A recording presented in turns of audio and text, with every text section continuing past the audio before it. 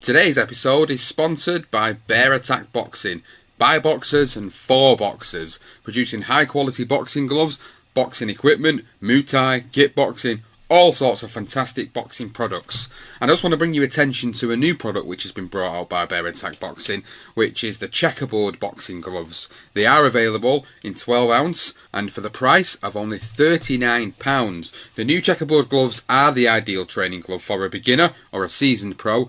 With the lightweight feel and wrist flexibility, you can freely fire your shots while still having the hand and wrist protection that you need.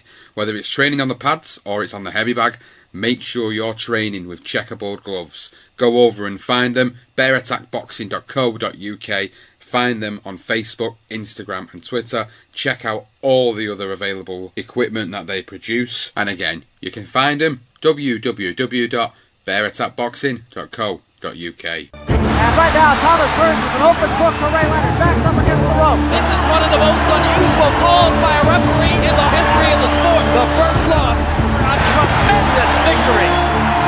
Leonard fighting off the ropes. It happened. It happened. An uppercut by Douglas. Down goes Tyson. Thompson, right hand shot. Lennox Lewis knocks out by Tyson. Slumps to the canvas. The champion struggles to stay on his feet. How do you like it? How do you like it?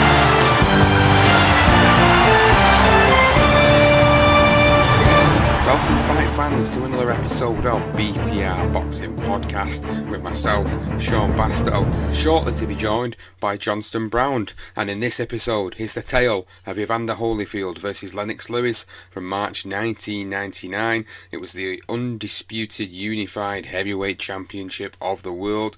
All the recognised titles at that time were on the line. A great event, voted for by you, the users of Twitter, the listeners of BTR Boxing Podcast. We really appreciate you doing that. Now go and find us, check us out on social media. We are on BTR Boxing Pod on Twitter and BTR Boxing Podcast on Facebook too. Subscribe to us, Apple Podcasts, Podbean, Stitcher, Spreaker, Player FM. We're on all good available podcasting apps out there. If you are subscribing to us already, please go on there and leave us a review. It really helps us. We really appreciate the support. So, today's episode of Legendary Nights, this is the tale of Evander Holyfield versus Lennox Lewis. So this is it, Johnston. This is the tale of Evander Holyfield versus Lennox Lewis from March 1999, as voted for by the users of Twitter. Thank you so much for getting involved with this one, in which is a week of controversial decisions and controversial outcomes in fights. So, what about this fight then? What about this one? Holyfield versus Lewis, part of a saga, part of a Legendary Nights series which involves such epic fights, and this one is no different. And although we're going to discuss the fight itself and discuss all the build up to things, and people might not think of this as, oh well, this wasn't really the best of fights, it was more about the controversy over it, which is why when it went out on social media, it was about controversial decisions in fights. And obviously this was up against, like you say, the Whittaker Chavez, and it was up against De La Hoya Trinidad, but this one came out on top. Yeah, and I think it was a great pick. I mean, it held huge significance on the heavyweight scene at the time, and rightly so. I mean, these two are worthy two best heavyweights. Obviously, Tyson was still around at the time, but this was a big fight. Obviously, it was billed as Holyfield Lewis, and it was a massive pay-per-view event on HBO and on Sky. And I mean, I was excited about the fight at the time when it come up. And you know, it didn't live up to the hype, as you say, but obviously the controversy there that surrounded it was pretty shocking, really. So let's go through as we always then. Let's touch on the careers of both men. Let's touch on the build-up, touch on the fight and the aftermath. So going into it first, it was billed as Holyfield versus Lennox Lewis, and Holyfield's career is obviously one of Hall of Fame standard, due to the fact that he wasn't just a heavyweight. People that don't know Evander Holyfield, again, I don't know where you've been hiding and why you're listening to this episode, but he was also a fantastic cruiserweight in the 80s, winning multiple titles in the cruiserweight division division, but before eventually moving up to the heavyweight division, which was in 1989. So we're going to go back to 1989 really and sort of briefly touch through some of the stuff there where his career in the heavyweight division started to take off. He won a couple of titles in the late 80s, early 90s, which were like, again, just like a rankings titles really. WBC Continental Americas title was something you'd consider today as like your international silver belts and things of that nature. But it was really when 1990 came around which he came onto the scene in the heavyweight division by defeating a newly crowned James Buster Douglas to become the IBF, WBA and WBC heavyweight champion of the world. Yeah, of course, Buster Douglas. We all know that he was the man that got rid of Tyson. It was Tyson's first ever defeat, and it was a shocker, unbelievable in terms of no one expected it. Everyone expected him to just get blasted out by Tyson as he had done. And Douglas obviously picked up the win. I think originally there was the long count situation without sort of going off on a sort of tandem here, but with Douglas, if anyone has never seen the fight, Tyson still says to this day that it was a long count when he put Douglas down. So there was a lot of politics around it where a couple of, I think it was the WBA and the WBC that wouldn't recognise Douglas as their champion. And then after a little bit of, I think about a week, a few days later, eventually they gave him, recognition. And then Don King was obviously pressing to get the rematch, but Douglas ended up leaving Don King, and then he decided to fight Holyfield, who was, as you say, the new up-and-coming heavyweight at the time, and he was a lot lighter, and a lot of people were a bit unsure whether Holyfield could cut it at the heavyweight, in the heavyweight scene. He'd already proven himself in a couple of fights, and he took his chance, and obviously he picked up the titles, which was a great performance from Holyfield. And then he goes on in his next fight and goes and fights, obviously, George Foreman, the guy who returned and also created history himself in the 90s. So he beats George Foreman via a unanimous decision, beats Burt Cooper, which, from what I recall, was a really good fight, and then beats an aged Larry Holmes via a unanimous decision, before bumping in to what is definitely going to be a legendary night at some point of this series, Riddick Bowe in 1992, where he lost via a unanimous decision. Oh, absolute brilliant fight. It actually got Ring Fight of the Year, and it also, the 10th round in particular, got Round of the Year. It's an absolute belter. A lot of people were a little bit sceptical about Holyfield, whether he could withstand the power of Bowe. And Bowe did. I mean, it caught him several times, and Holyfield proved he had a granite chin and an absolute unbelievable heart, which we sort of already knew, but not in the heavyweight division. And 100% this has got to be a legendary night at some point, Sean. It was an absolute brilliant fight. Yeah, it was. And it's the start of something that went on to be, like we said earlier there, an epic trilogy for sure. So obviously he fights Riddick Bowe again in 93, gets the titles back from Riddick Bowe with a majority decision, and this was only for the IBF and WBA as well. Then loses to Michael Moorer in 1994, who then went on to lose to George Foreman in the same year, making him the oldest heavyweight champion of all time at the age of 46. Then went on to fight Riddick Bowe again and lost via a TKO in 95. And I think this was I don't know, was this the point where he had the heart scare, or was that before this third fight? I can't remember. I think it was around this time. I can't, the timeline of it, I'm not 100% sure. I do remember hearing about it, and then I think he had a medical. They said he had something wrong with his heart, and then he went, because he was a very religious guy, Evander Holyfield, and he went to see his pastor, and he worked miracles apparently, and he said if you go back to your doctor, your heart will be cured. And then Holyfield, obviously, being a very religious man, went back to the doctors, and they said he'd been cleared. So, was it a miracle? We don't know.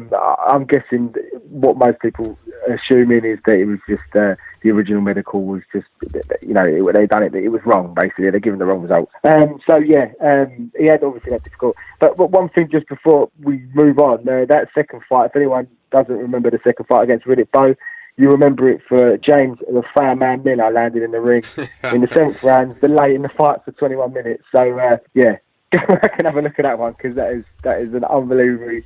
It's just bizarre, basically. It's bizarre. But, yeah, moving back to The third fight, obviously, he got done by Bo. But yeah, it was definitely heart complication. I'm not quite sure when it was though, Sean. So then from there, he bumps into Mike Tyson, which again, I don't know, would you class them as legendary nights? Because the fights of Mike Tyson were two epic fights of their own, because Tyson had obviously come out of prison after his rape conviction. He'd come back, he'd look ferocious, he'd look like the old Tyson, people were fearing him.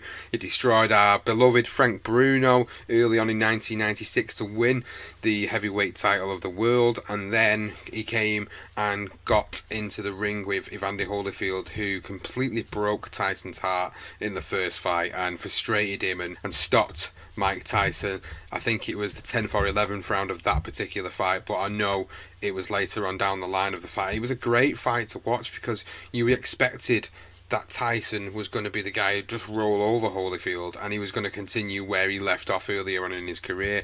But it wasn't to be. Obviously, Evander Holyfield's heart and determination won over in this particular one, and he beats Tyson. And then the next year, he fights him again in what was, again, an infamous fight for the disqualification after Mike Tyson bit off and spat down in the middle of the ring a piece of Evander Holyfield's ear.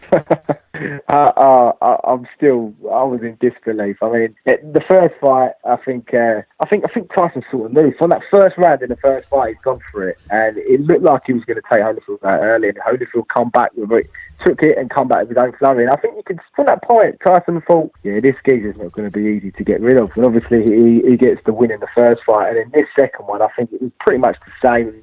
And pretty much the same way. And Tyson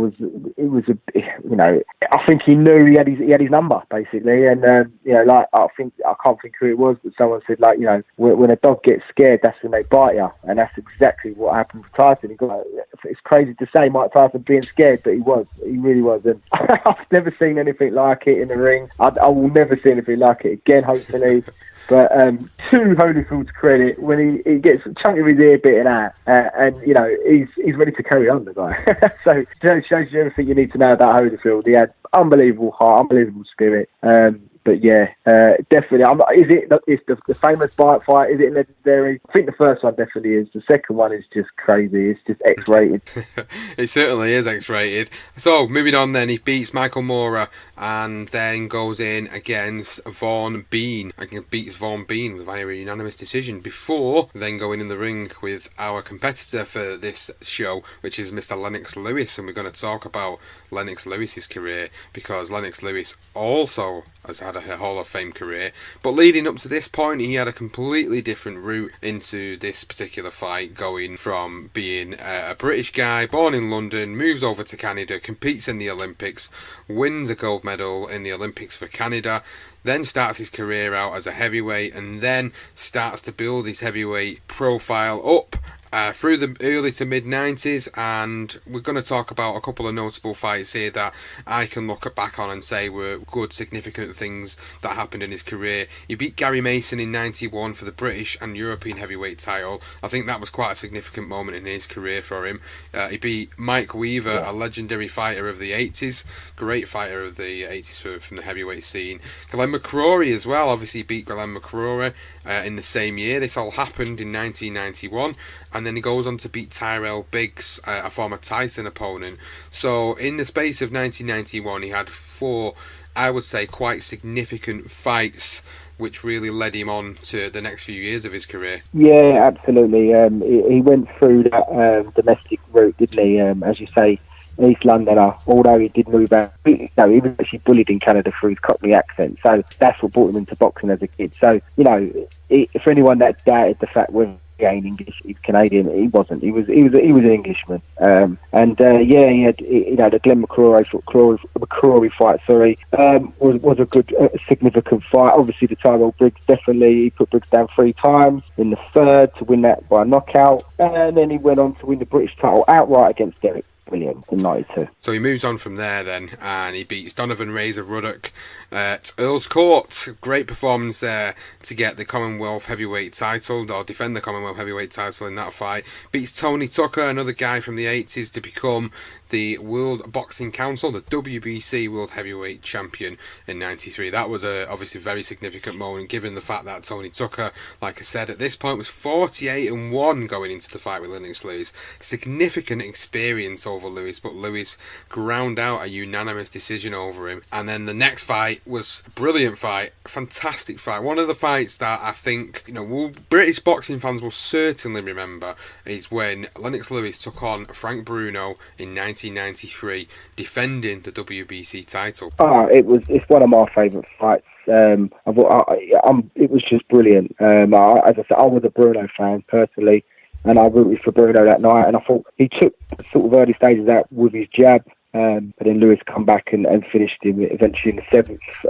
Proved he was, he was better than Bruno. I think we sort of fought that. Bruno was always the underdog, wasn't he? But it was a great fight. And I believe that fight was at 1 o'clock in the morning, if I remember rightly. It was because they wanted to make sure it went sort of prime time in America. So that was why that fight took place so early in the morning. But just before that, you touched on the Donovan Ruddock fight. And interestingly, that was the time when it was Holyfield was fighting Tyson and Ruddock was fighting Lewis, and it was a contract signed where they were supposed to fight each other as winners. The winners of both fights will fight each other. Riddick Bowe won his fight against Holyfield, and Lewis won his fight against Riddick Bowe. But then we had the famous Riddick Bowe where he threw the WBC belt in the bin. I don't know if anyone recalls that, but and there was a dispute about sort of splits, which is pretty, you think about how it is today, it's been going on for years, basically. That issue, and obviously the Tony Tucker fight as well, where, if I remember again, it was, Lewis was supposed to get 2.5 million, if Frank Maloney had accepted those terms. Lewis was supposed to get 2.5 million. When he threw that belt in the bin, Lewis actually ended up getting $9 million for that fight against Tony Tucker, which was quite interesting as well. So I just wanted to throw those couple of facts in for you before the Bruno fight, but brilliant fight against Bruno and a good performance from Lewis. So 1994 comes around, he goes in for a defence against Oliver McCall, who was 24-5 at the time he fought Lennox Lewis. And this is something quite relevant at the moment, this point of the episode, where Oliver McCall beats Lennox Lewis, shockingly beats Lennox Lewis, something that wasn't expected to happen, very much like what's happened over the past week with Anthony Joshua losing to Andy Ruiz Jr.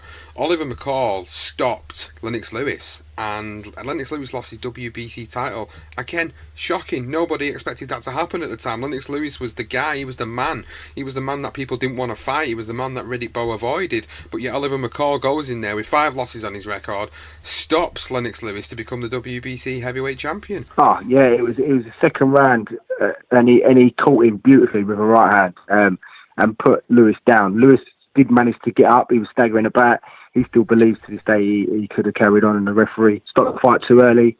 He was in sorts of trouble. I mean, one thing I do remember is the McCall leap. I remember him just leaping in the air and touching his toes, because it was such a shock. And it was at Wembley Arena in London. And it was after that fight that Lewis actually fired Pepe Correa, his trainer, and actually hired Emmanuel Stewart, who was actually in McCall's corner on the night as well with the defeat. So, as you say, significant in terms of what we've just witnessed over the weekend. Real shocker for Lewis, and it was back to the drawing board. It certainly was back to the drawing board for Lennox, and he did come back, however, and he started to pick up TKO victories. One that's most notable for me, or two of them that are most notable for me, happened in 95 and 96. So he won a very lightly regarded IBC, International Boxing Council heavyweight title, against none other than Tommy Morrison, aka Tommy Gunn from Rocky V. Now, he was a hell of a fighter in himself, but Lennox Lewis did a great number and stopped Tommy Morrison, and won that lightly regarded title, which then led him on to a great fight with Ray Mercer, which he won via majority decision. So 2 great fights there in 95 there and 96, which I felt were, again, significant fights leading in to his fight and rematch with Oliver McCall. A brilliant fight with Tommy Morrison and obviously Ray Mercer, and he really started to prove himself that that was just one of those performances. He was in bad form against McCall in that first fight. We've obviously, we mentioned Emmanuel Stewart has come in and he's corrected some of the wrongs He started to really work on that jab, and obviously really establishes himself as one of the main guys in the division. He gets the rematch with McCall, which took a bit of time because Oliver McCall was going through a bit of a crazy moment in his life where he was on crack cocaine and then he went into rehab and then he had an incident for a Christmas tree in some hotel place somewhere. I don't know what it was about, but it looked like it weren't going to happen. Eventually, after coming out of rehab, he come out, he fought McCall, and then obviously he won the WBC heavyweight title and, you know, rectified that loss. He certainly did rectify that loss, and just touching on that particular fight, it's quite an iconic moment in boxing history. People do look back on this one as one of the strangest things that's happened in boxing history. We talk about obviously the fan man coming in on the parachute with Bowen Holyfield earlier on, but this one was also quite significant because it was quite sad to see Oliver McCall breaking down in the middle of a fight and crying, basically not wanting to carry on the fight. It's much different from Roberto Duran saying he didn't want to carry on the fight. This was different. This guy clearly had mental issues at the time and needed to basically stop the fight, and it's something that we've never seen since, and I don't think we'll ever see again. But in 1997, mental health awareness was completely different, and this was something that became quite prominent after the fact as a result of that. So going on then, he beats Henry Akinwadi via a disqualification in their fight. Quite an interesting one as well. Henry Akinwadi was an absolute beast of a man, and it was a great fight, and I can let you touch on that one in a second. But Gallotta, he fought Andrew Gallotta next, beats Gallotta by KO. And then 98, what a fantastic fight he had with Shannon the Cannon Briggs. Another fantastic fight and another fantastic name in the resume of Lennox Lewis. Yeah, Shannon Briggs, I mean, he's a bit of a laughing stock at the minute, with his Let's Go champ, but he was a fighter, Shannon. He actually held the Lineal world title at the time, which he had just won off of George Foreman. So, it was a great opportunity for Lennox Lewis to pick up the WBC title and obviously pick up the Lineal heavyweight title, which at the time was on a decline because George Foreman just completely ruined the title really by fighting sort of low-key fighters. So, but the fight itself was an absolute banger. It was back and forth, and then eventually Briggs he got stopped in the fifth. But a really excellent fight. It was an excellent fight, and I think it's definitely one that when I talk about his career and talk about some of the fights Lewis was involved in, obviously, you got the Bruno fight there to go looking back on, you've got the Oliver McCall, and I'm not saying it because of obviously the mental health side of things, I'm saying it because it's an iconic moment, a significant moment in the sport of boxing. And then you've got the Shannon Briggs fight, which was a brilliant fight to watch, and I remember watching it. I do vaguely remember watching that fight because I remember, Shannon Briggs coming in there so fast, so accurate. He was billed as obviously this guy who was going to come in there and stop Lewis, and then Lewis just managed to find that way of beating him, and he did. And then Lewis moved on in his career. Then he got unanimous decision against Stelkor I can't pronounce his name, Marovic. Marovic. Yeah, that's the one. So he defended the WBC title against Marovic, which leads nicely in then to the fight that we're discussing today, which is against Evander Holyfield. So then let's move on. Let's go into the main bulk of this episode. Then we're going to talk about the build-up to the fight, because obviously the build-up was very significant because these two guys had obviously, these were the top guys of the division at the time. It was so significant, this particular fight, because the heavyweight landscape had been a bit hit and miss for the past few years, with the likes of Tyson coming back and then going away again, and then you had the likes of obviously Lewis on the scene, you had Riddick Bowe, Holyfield, and then George Foreman even at the age of 46. It was a bit chaotic, I think, in the 90s, and it was a great time for boxing, don't get me wrong, but it was quite a chaotic situation when this fight occurred. But at the time this fight occurred, we had the IBF world title on the line, the vacant IBO world title on the line, the WBA title on the line, and the WBC title all up for grabs from both men. It was a real interesting build up into the fight. What are your initial memories of the build up to this particular fight? I do remember they were the best two for me at the time. I felt that they were the two best heavyweights around. So the excitement was there. You got the two best heavyweights fighting each other for the first time, and everybody, anyone that had watched both fighters, Evander Holyfield brought that heart and that spirit. And one thing about Evander Holyfield, watching him through as a cruiserweight, I wasn't around, but I wasn't really I'm looking on stuff back in the day when you look at the cruiserweight stuff for Evander Holyfield. But he had that wonderful, he's had the ability to throw a beautiful combination. And as I say, his heart was always there. And he's always ready to get on the inside. He could take a shot. And then you had Lennox Lewis, who had the long reach, and under Emmanuel had just developed into this, had this immaculate jab, and then would go overhand right. He had the ability to be able to box the fighter, keep him away, and then put him away. He was a good boxer puncher.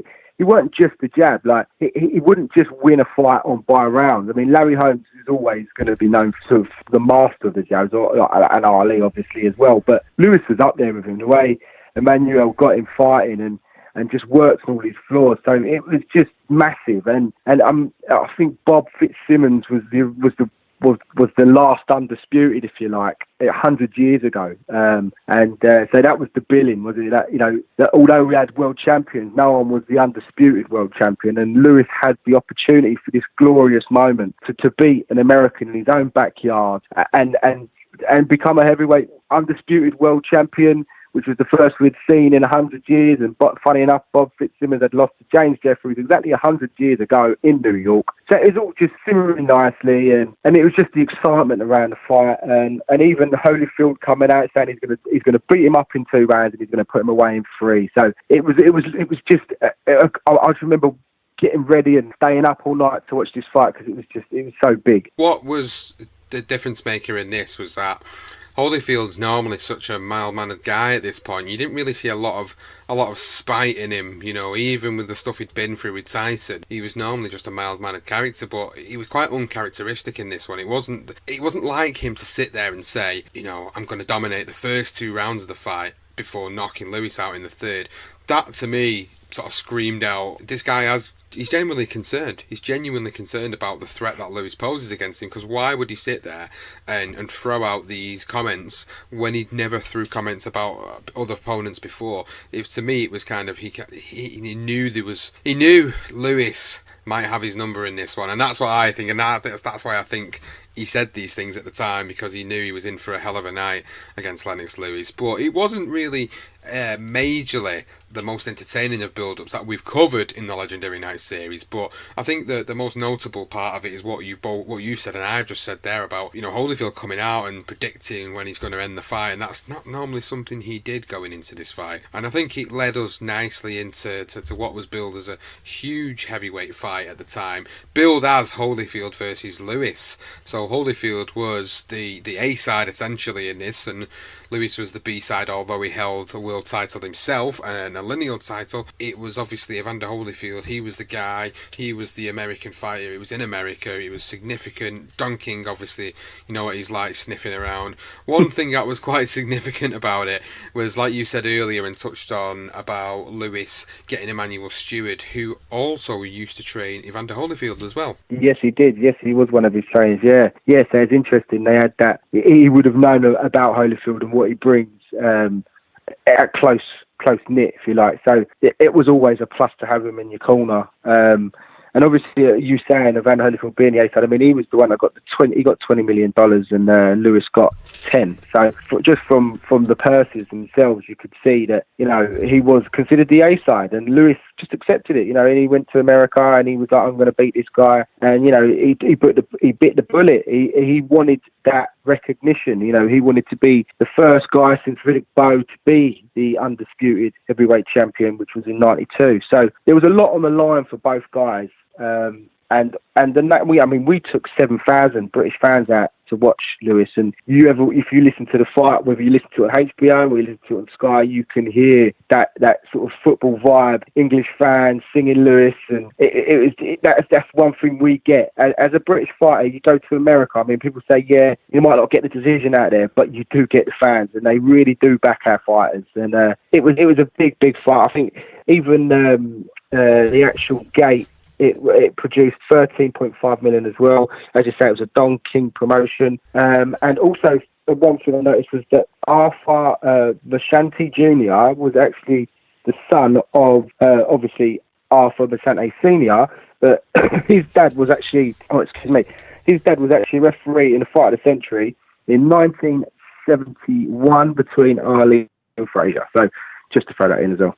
Yeah, great little fight there to throw in. So, the fight itself then. So, after watching the fight back recently to cover it for this episode, we touched on it both at the beginning. I touched on it at the start of the episode. You touched on it just after me. It wasn't the most enthralling of fights to watch as such, but it did have some entertaining and good moments within the fight. So just starting out then, Johnston, the first round was quite it was quite hectic. Both of them came out of the blocks and both of them wanted to take centre ring in the first round of the fight. They both threw and landed some great power punches. I think towards the end of round number 1 you could see Holyfield was starting to get a little bit frustrated that he wasn't able to get through on Lewis as much as what he wanted to.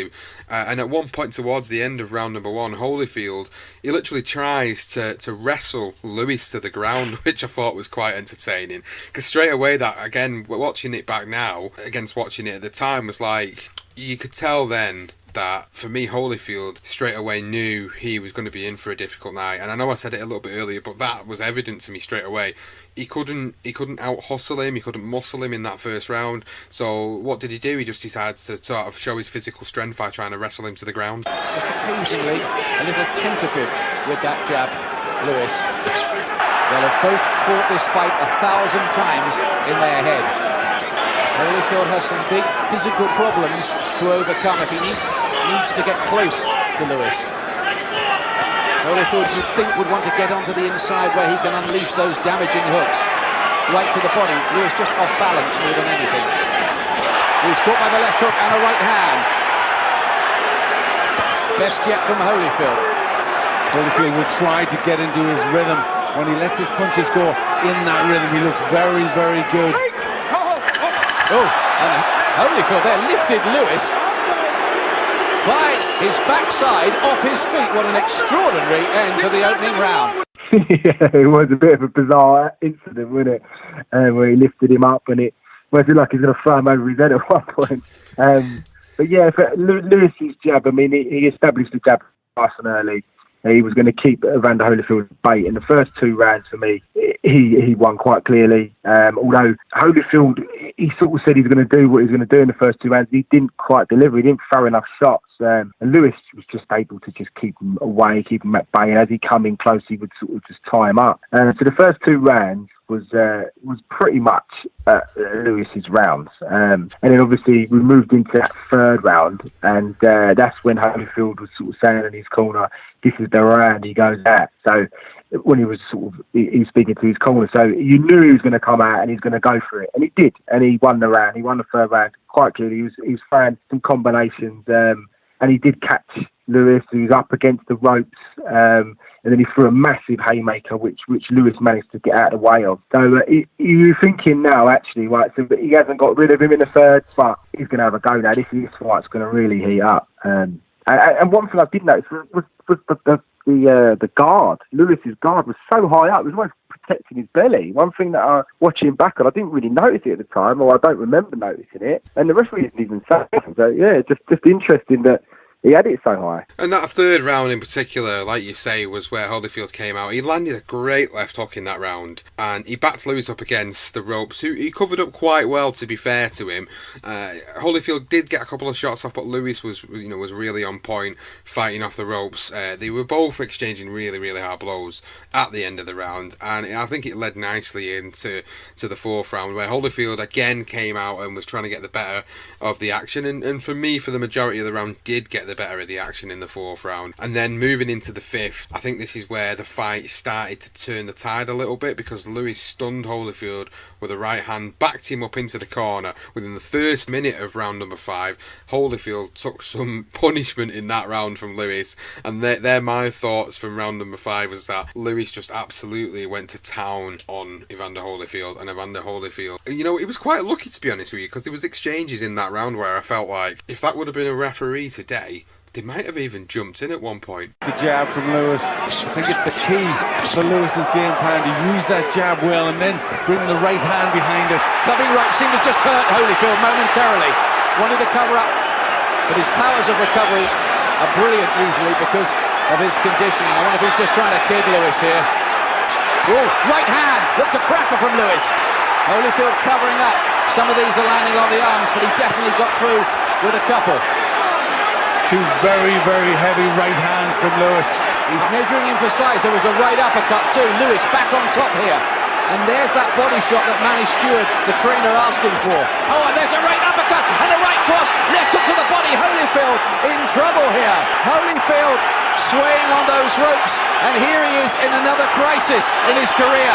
But this man is probably the best boxer of all time in a crisis. Holyfield needing all his knowledge of survival there, blocking the shot, trying to turn away from him just to take that little bit of power out of him, but he doesn't really need to stand and take shots like that from Lewis. Yeah, he did. I mean, Lewis landed that big right hand right on the top of Holyfield's head, and it did look. And he sort of had him on the ropes, didn't he? And he caught him with some big uppercuts as well. And it did look a little bit worse for wear. And maybe the reputation of Holyfield allowed the referee to just allow it to, for it to continue. But I mean, he was on the ropes. I've got to notice that 45 seconds he was on the ropes without throwing a punch. So, as we say today, that it could have easily, someone could have stepped in it. It would have been a quick and probably a wrong stoppage. But, to be fair, I mean, 45 seconds without throwing a punch and you're getting hit on the ropes, in a way, you're sort of surrendering it. But as I say, reputation probably helped Holyfield. Everyone knew he was at a solid chin and he could carry on, and obviously he did. But he did actually, I think there was a small cut which opened up on the bridge of Lewis's nose right on the end of the fifth as well. So he must have, whether it was his head, because he sort of leaned in with his head a little bit, but it was a very good fifth round. I really enjoyed that fifth round, and I'm with you. And I feel that it was looking like Lewis is going to really take control of his fight. And in the sixth round, Holyfield actually hurt Lewis early on in the round, but then Lewis landed an absolute peach of an uppercut which hurt Holyfield. So you could see Holyfield, as gritty and as determined and all the heart that he had in the world, Lewis was still just outgunning him. So no matter what Holyfield threw at Lewis, Lewis always had a response, and that was quite significant, and what would be quite significant for the remainder of the fight. Round number 7, you could see here Holyfield starting to get frustrated now. He comes tumbling towards Lewis, basically bringing both of them to the floor. It was like he'd speared him. It was like an American football tackle. It was hilarious to watch, but you could see that it was frustration more than anything. He just kind of came in trying to throw a punch, but it just ended up taking him down instead. And then Lewis landed multiple combinations, and he couldn't miss at this point. This is where Holyfield starts to follow him round the ring a little bit, and even the commentator made a point as well. When you listen back to the HBO commentary, they're saying to him, Holyfield's following him around the ring. This is where I think he starts to sort of unravel a little bit. Not significantly, but unravel a bit, where I think Lewis, he's got the psychological edge in the fight. I wonder how they've got this so far as we move into the second half of the contest. Here's how Glenn's seeing it. Well, I'm seeing it with Lewis 2 rounds ahead, winning the last 2, and now they both wrestle to the floor. Oh, Holyfield not happy about all that. Let's act like champions, says referee Arthur McCarthy Jr. Stop all that, it got a bit nasty and silly. It wasn't a knockdown. Oh, and look at Lewis straight away. Hits him with a jab and a lowish looking punch as well. And Manny Stewart is shouting at Lewis to unload. Don't be tentative, let the power tallies, saying he's banging on the ring apron. Manny Stewart, the trainer. Well, he waited too long there. He allowed Holyfield off the ropes. That was a point where Lewis should have really followed his conviction, followed up with punches. He stung Holyfield just on the break. He should have followed that up. It's the enigmatic part of Lennox Lewis's nature. It's why some in America have doubted him. His answer would be, look, I know what I'm doing.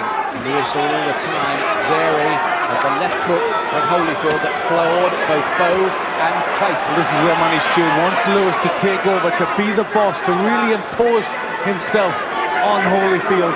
Still a little cautious, Lewis. Another good right hand, and again Manny Stewart, the trainer, waves Lewis in, but he refuses to do that. He doesn't want to get stuck up by counters. Great uppercut, then a left hook from Lewis. Holyfield has to take those again, and this is good from Lennox Lewis here, mixing them up. He's dominating, he's winning this at the moment, and I do stress at the moment. He's got him again. Holyfield's face is swelling up. This looks so good for Lennox Lewis at this stage. Oh, absolutely. The 7th round was probably, I mean, we talk about the 5th, but the 7th round was probably the round of the fight. And I thought from this point, watching it live at the time and watching it back, I mean, you sort of think, oh, this fight's really going to ignite now. And Lewis, it was a clear round for Lewis, that round. I mean, he threw a right uppercut, he threw a left hand and then a right hand. It was a wonderful combination on Holyfield. It really did. He dug him in, and it did hurt Holyfield. And it was looking one-way traffic at this point. And as you say, he literally just rugby tackled him to the floor, didn't he, Holyfield? You could sense the frustration in the guy. He really wanted to just get inside and have a tussle like he did with it, but Lewis weren't going to allow him to do that. Lewis was a clever fighter. He had a clever guy in the corner with Emmanuel Stewart, who, it was just literally about keeping him away and tying him up if he got close. And there was the telltale signs of Holyfield's swollen left eye as well by the end of the 7th round, and you're sort of thinking, yeah, this is going to be one-way traffic. And then the one thing that happened in the 7th was the ref, Shannon, he showed some excellent reflexes and just avoided Evander Holyfield's left hook.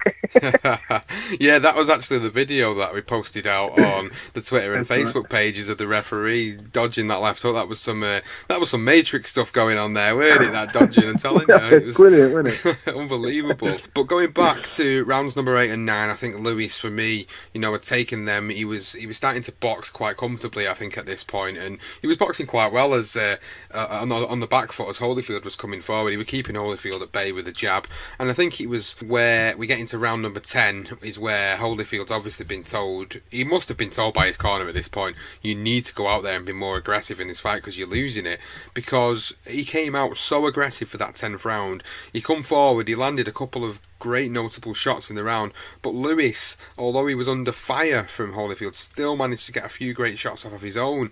And I think it was the same in round 11, to be honest, as well. It was very much the same for rounds 10, 11 and 12. It was a case of Holyfield knew he had to win rounds in the fight, and to do that he had to come forward, be aggressive, and had to take chances in the fight as well. And as obviously we get into rounds 11 and 12, you can see they're both exhausted. Lewis starts to open up a little bit more, but both of them are starting to open up on each other. And I think the final stanza, the championship rounds as they call them, rounds 10, 11 and 12, were quite entertaining ones, because we got to see the skill of Lennox Lewis fighting under pressure, and we also got to see the heart and determination of Evander Holyfield trying his hardest to win that fight. Yeah, I think for me, Holyfield started to actually throw some punches. I mean, he had obviously had some success in rounds previous, but in particular, rounds sort of 10 and 11 for me, I gave them to Holyfield just because he started to really, he got right in front of Lewis. Whether Lewis, as you say, was getting tired gradually. I mean, the jab wasn't popping the head back as much, was it? It was a pouring jab, but it sort of Evander Holyfield was able to come in on the jabs. He was able to get in close, and he threw some big shots himself. Obviously, he got caught, but as you say, Lewis showing his style and his ability to be able to, to manoeuvre himself out of trouble. When Holyfield did get close enough, he was allowed to back him up. And in a way, I suppose Lewis, whether he, as you say, whether he's tired or whether he just sort of allowed Holyfield to just close that gap a little bit, and he was just catching him with some good shots. But Lewis he felt in control. I think as you're watching the fight, although Evander Holyfield picked up that, for me, he picked up round 10 and 11. Going into the 12th, I just think Lewis needed to just win it, just to make 100% sure. And for me, that's exactly what he did. I thought he won the 12th round. It was another good round. The crowd was singing, even shouting, sort of chanting Lewis's name. And even when Holyfield sort of was still trying his best to try and catch the shot. I mean, he must have known he needs to knock Lewis out to win this fight. I think that's what he was thinking in his head. And Lewis was a master at just keeping the fighter at bay and just being able to clinch when they come in close and just avoid any big shots. And the reactions from the bell, I think says it all. The way Lewis puts his hands in the air and Holyfield sort of just turns away, because I think Holyfield deep down knew he lost the fight, but it was he didn't, but we're getting to that in a minute. But I enjoyed right at the end of the fight. I was getting into it. I mean, we all were at home, and it was a great sort of last few rounds, and it was exciting. And you think Lewis has done this. This is it. Lewis has won the fight. There's no way Evander Holyfield is going to get a result here tonight. I think what was the telling factor for me at the end of the fight was the fact that, as you said there, Lennox Lewis raises his arms. Evander Holyfield just sort of, the body language always tells you the story at the end of the fight, and this was no different. Evander Holyfield just looked like, he knew he'd lost, essentially.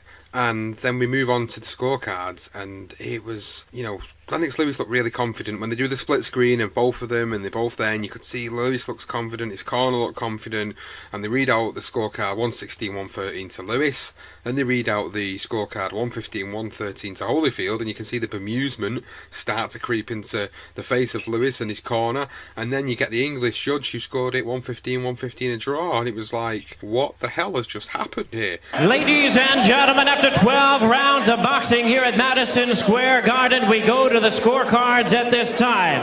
Judge at ringside, Eugenia Williams, scores about 115-113 in favor of Evander Holyfield. American Judge at ringside, Stanley Christodoulou, scores about 116-113 in favor of Lennox Lewis. British judge next. Judge at ringside, Larry O'Connell, scores about 115-115, even a draw. The decision is even a draw. Both champions retain their It is a draw, and it is a draw because Larry O'Connell, the London judge, scored it even. What about that? Unbelievable. The irony in that. The London judge has given it even. It's a draw for Lennox Lewis, Evander Holyfield, and Lewis is shocked by that. He cannot believe that, Lennox Lewis. Oh, well, I did warn you. I did say be cautious, because you never know how the judges are reading it. But I think Lennox Lewis has won that fight, and I'll go out on a limb here. I think he's been robbed. This was a clear win for Lennox Lewis, and even the great late Harold Lederman had Lewis, I think it was about 4 or 5 rounds up at this point, at the end of the fight. So for a guy that had been doing it for such a long time, and most ringside observers having Lewis win this fight, but yet the judges didn't have it the same. And what was quite interesting to find out about this is, after the facts had happened and the decision had been made, and we went away and we had the rest of history come about, it actually turned out that the American judge, Eugenia Williams, she declared Evander Holyfield the winner. Now, she initially denied that there was any wrongdoing in that scorecard, and after reviewing a replay of the fight, she stated she still would have called it a draw, which was quite interesting. But then the British judge, Larry O'Connell, who scored the fight a draw, he also received a fair amount of criticism, of course, with him being a British judge and, giving it a draw. He had actually said he'd made a mistake. He said he feels sorry for himself. He'd taken all that stick, but he felt even more sorry for Lennox Lewis because he'd made a decision which had impacted that particular fight. And as we talk about briefly in the aftermath, it essentially didn't lead on to as much damage as what you thought it would have done, but at the time it was a very controversial decision. And one more little bit of information before you jump in there, Johnston, is punch stats. Lewis landed 348 power punches in that fight against Holyfield's 130. That's pretty much near enough double of what Holyfield had landed in the fight, and for me that tells you the story of how the fight went. Oh, absolutely. I've always meant before, Sean, that I'm not a massive fan of punch stats, but it was clear to see that Lewis won the fight. Even without that, he won the fight. I mean, it was a dreadful decision. It was met with loud boos from the crowd. As you mentioned, Jim Lampley on HBO and George Foreman, they were calling it a travesty and a shame. There was all sorts of, even the New York mayor came, who was Ruddy Giuliani. I'm probably murdering the guy's name, but he came out and said, "I'm embarrassed to be a New Yorker. I know boxing as well as I know being mayor. There's no way Holyfield won the fight. This is a travesty what happened." And as you've mentioned before, obviously Larry O'Connor came out and said he felt pig sick about the whole thing, and he felt embarrassed for himself, and obviously sorry that Lennox didn't get the result. But the one interesting bit of information I've picked up was the Sunday Mirror actually put on the front of their paper that they basically indicated that Judge Eugenia Williams basically had taken a bung deal, basically. So they were saying that there was a secret bank account with a total of $30,000 in it after the fight. Eugene obviously decided no, she's not having this, took him to court and actually ended up getting a settlement. So good for her, to be fair. Poor judging. She actually didn't do any work again until 2003, which just shows you how people, thought, God, who wants this woman to be judging her? So, unbelievable decision. It was probably, it's got to be up there with one of the worst decisions ever. One of the most controversial decisions in boxing history. I still can't believe it. Anyone could call it a draw. It is what it is, and as we know, it didn't have massive significant impact on what happened. Obviously, we got the rematch, but really, really poor decision. But what can you do? It will always go down in history as one of those robberies. I'm saying, did he hit me with a jab? I hit him with jabs all night. Did he ever shake you up? Not in the least, not one bit. I cannot believe the outcome. I cannot believe the outcome. As the rounds were clicking on, was there any doubt in your mind that maybe things were getting close, that perhaps you really had to put them away, that you needed a 10-8 round, that you needed to win with conviction down the stretch? No, I felt that I won. I lost at least about 2 rounds. I lost 2 rounds. That's all I felt. What about a rematch right now? Can you take any solace in the fact that you're completely convinced you're the better man? How do you walk away from this and leave it alone? You have to go right back at him? Well, I believe there should be an automatic rematch. I doubt if he's going to want to fight me again. Like I said in the beginning, Evander Holyfield never seen nothing like Lennox Lewis, and he looked like an old man in there. He looked slow to me. He was missing a lot of punches. I hit him with jabs, right hands. He was hurt a couple times. I don't even know what the judges were looking at. So what are we going to look for now? I mean, how do you go back to work Monday? Disappointed, but I'm happy because the whole world's seen it for themselves. I know they wouldn't let me. I know they wouldn't let me leave with all 3 belts without trying to do some kind of funny business. It worried me because it was a Don King promotion. But what can I say? I boxed him in his home turf and still won. It certainly will. So let's go into the final segment of the episode then, the aftermath for both fighters. As you said there, the rematch happened later on in 1999 and we got the final victory for Lennox Lewis. He got the unanimous decision in what was a better fight than the first fight, a more quality fight, but an even bigger fight because of obviously the scandal of the first fight. So he got that win, he moved on, he beat the likes of Michael Grant, Francis Beaufort, David Chua, before he bumped into Hasim Rahman in South Africa where he got KO'd with what was called the lucky punch. Now there's plenty of stories about what happened there and I would recommend you go and listen to Lennox Lewis directly. He's on Mike Tyson's podcast, Bite the Mic. If you go and have a listen to the interview with Lennox Lewis about the Hasim Rahman fight, it's a very interesting listen because actually there was a lot of surrounding factors going on at the time going into that. But immediately, as we've seen with what's happened over the weekend with Anthony Joshua, Andy Ruiz, what happened was Hasim Rahman had to give the rematch to Lennox Lewis, and Lennox Lewis went in there and produced a stunning 5th round KO. And then we got the fight that we'd wanted to see 10 years earlier, 11 years earlier, Lennox Lewis versus Mike Tyson. Absolute fantastic memories of the build up to this. Probably, again, we've said it earlier about other fights, this has definitely got to be a legendary night's episode and got to go in one of the polls in the future because, I could sit here and talk about that one all day because of how good the build up was to this particular fight. But he knocked out Mike Tyson in 2002, and then in his final fight of his career was an absolute barnstormer against Vitaly Klitschko where he won via a stoppage because of the cuts on Vitaly Klitschko's eye. So that summed up the career of Lennox Lewis, a Hall of Fame worthy career, fantastic career, great for British boxing. And then we move on to Evander Holyfield, who stayed on just a little bit longer than Lennox Lewis in fact and stuck around. So after he lost to Lewis, fought John Ruiz, beat Ruiz to win back the vacant WBA heavyweight title, then lost to Ruiz, then fought Ruiz for a 3rd time in a row and got a split decision draw, which was again quite interesting. And then he beat Hasim Rahman in 2002, and then he fought Chris Bird, James Toney, Larry Donald. I mean, look at all the names that are on there. And as he decided to come back a little bit further down the line, at this point we start to think, he should retire here.